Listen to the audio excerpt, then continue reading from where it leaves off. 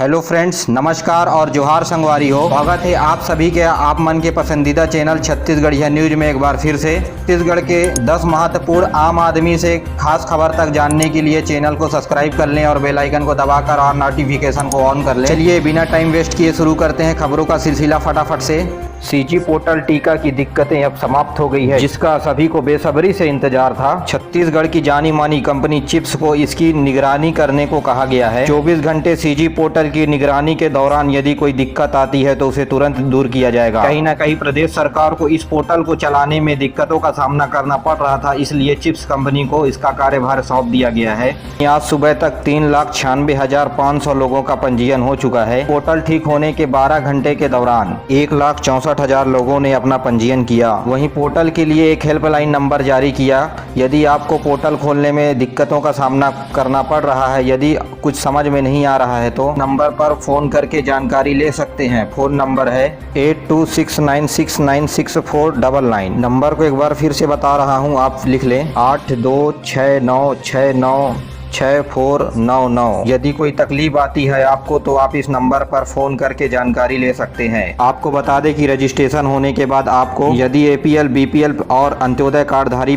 पृष्ठभूमि से आते हैं तो आपको राशन कार्ड लेकर जाना पड़ेगा। और यदि आप इन कैटेगरी में नहीं आते हैं तो आपको आधार कार्ड लेकर जाना पड़ेगा। टीकाकरण केंद्रों में छत्तीसगढ़ में 18+ वैक्सीनेशन को लेकर हाई कोर्ट में दायर जनहित याचिका पर सोमवार को सुनवाई की गई और मई के शुरुआती दिनों में बीपीएल परिवारों को टीकाकरण किया गया था, जहां इसके जवाब में सरकार ने 9 पेज का जवाब प्रस्तुत हाई कोर्ट के सामने किया है। वहीं बिलासपुर हाई कोर्ट ने केंद्र सरकार को नोटिस भेजकर राज्यों को वैक्सीन उपलब्ध कराने का मापदंड पूछा है। राज्य सरकार को निर्देश दिया है कि सेंटर के बाहर लोगों की लंबी लाइन ना लगे। वैक्सीन की बर्बादी को रोकते हुए एक जगह बची रही वैक्सीन तो उसे अन्य वर्गों के लिए शिफ्ट कर दें। कोर्ट ने ये 2 मुख्य बातें राज्य सरकार को कहकर शपथ पत्र प्रस्तुत करने के निर्देश दिए हैं। अब इसकी अगली सुनवाई 19 मई यानी कल होने वाली है।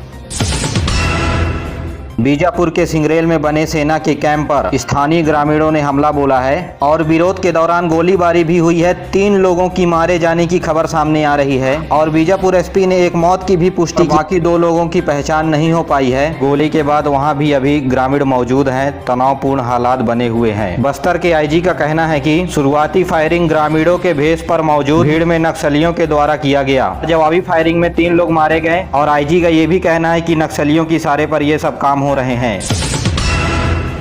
बस्तर में तेंदुपत्ता संग्रहण केंद्रों में नगद भुगतान के बाद बलरामपुर जिले में भी नगद पेमेंट की मांग तेज हो गई है। लघु वनोपज संघ के उप प्रांताध्यक्ष 2 विधायकों को पत्र लिखकर नगद भुगतान की मांग की है। यहां 16 मई से तेंदुपत्ता संग्रहण का काम शुरू हो गया और 400 रुपए प्रति दर से प्रति सैकड़ा की दर से भुगतान किया जाना है। तेंदुपत्ता तोड़ने का खासा उत्साह देखने को मिलता है, लेकिन सरकार इसका भुगतान बैंक खातों के माध्यम से करती है।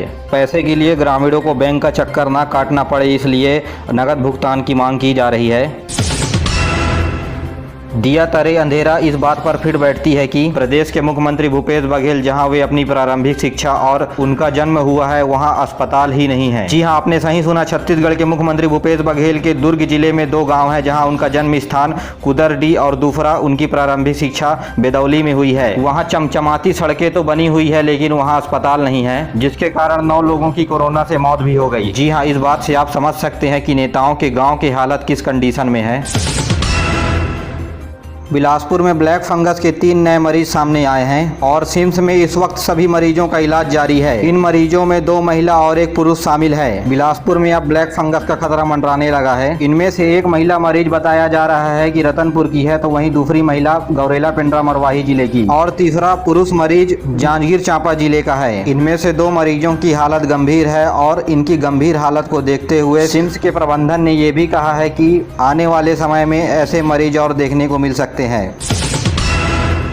छत्तीसगढ़ में करीब 45 दिनों के बाद 12 लाख करोड़ रुपए के व्यापारिक घाटे के साथ एक बार फिर से दुकान खुलने लगी है। तो वहीं रायपुर में करीब 1.25 महीने के लॉकडाउन के बाद राहत मिली है और नियम के साथ दुकान और बाजार खुलने लगे हैं। ऑड और इवेंट नंबर पर दुकानें खुलेंगे और व्यापारी इस बात का ध्यान रखेंगे कि ज्यादा भीड़ न हो। यदि भीड़ जमा होती है तो दुकानदारों पर कार्रवाई की जाएगी। साथ ही दुकान खोलने में व्यापारियों को कंफ्यूजन न हो, इसलिए दुकान के सामने गुलाबी और पीले रंग का पर्चा लगा दिया गया है, जिसमें पीले पर्चे वाली दुकान पहले दिन वहीं गुलाबी पर्चे वाली दुकान दूसरे दिन खुलेगी। और साथियों, जमीनी हकीकत की बात करें तो लॉकडाउन में राहत मिलने के बाद शहरों में जबरदस्त भीड़ होने लगी है। तो वहीं बीते दिनों छत्तीसगढ़ में 5343 मामले सामने आए हैं। तो वहीं कोरिया जिला में सबसे ज्यादा संक्रमण के मामले आए हैं। छत्तीसगढ़ में लॉकडाउन के दौरान लोगों से मास्क नहीं लगाने पर सरकार ने करीब 3 करोड़ 44 लाख रुपए वसूले हैं। पिछले 75 दिनों में जब से यह नियम लागू हुआ है तब से 2,22,000 लोग बिना मास्क के पकड़े गए। ऐसे में हर व्यक्ति से 500 रुपए जुर्माना वसूलने का नियम है। शुरुआत में जुर्माने की रकम 100 रुपए थी, बाद में इसे 200 रुपए करके 26 मार्च 2021 में इसे बढ़ाकर 500 रुपए कर दिया गया था। यह आंकड़ा छत्तीसगढ़ के गृह मंत्रालय ने जारी किया है। इसलिए साथियों, अगर आपके पास मास्क नहीं है तो 500 रुपए जेब में रखकर घूमिएगा। बलरामपुर के रामपुर थाना क्षेत्र में नाबालिग के अपहरण और बलात्कार का मामला सामने आया है। दर्ज के आधार पर पुलिस ने आरोपी को 24 घंटे के अंदर गिरफ्तार कर लिया है। पीड़िता ने रिपोर्ट में लिखाई थी कि गांव का ही एक युवक शादी का झांसा देकर के अपहरण कर ले गया था और जंगल में उसका 4 दिन तक बलात्कार करता रहा। तो वहीं पीड़िता किसी भी तरह आरोपी के चंगुल से निकल कर घर पहुंची। उसके बाद घर वालों की सहमति से थाने में जाकर के रिपोर्ट दर्ज करवाई। तो वहीं थाना प्रभारी ने तत्परता दिखाते हुए आरोपी को गिरफ्तार कर लिया है। प्रदेश में राज्य सरकार के खिलाफ 30 लाख रुपए के भ्रष्टाचार के आरोप में महासमुंद में अनशन पर बैठे महिला एवं बाल विकास के अधिकारी को गिरफ्तार कर लिया गया है, जिसके बाद प्रदेश सरकार बैकफुट पर आ गई है। और इस बात की हकीकत को पता करने के लिए महिला एवं बाल विकास मंत्रालय की सचिव रीना बाबा साहेब कांगले, उनकी अध्यक्षता में 5 सदस्यीय जाँच समिति टीम बैठाई गई है, जो 5 दिनों में सचिव को रिपोर्ट सौंपी गई। आपको बता दें कि मुख्यमंत्री कन्या विवाह योजना में रेडी टू ईट अनियमितता की शिकायत को लेकर 30 लाख रुपए के भ्रष्टाचार का आरोप है, जिसके वजह से प्रदेश की सियासत भी गर्मा गई है।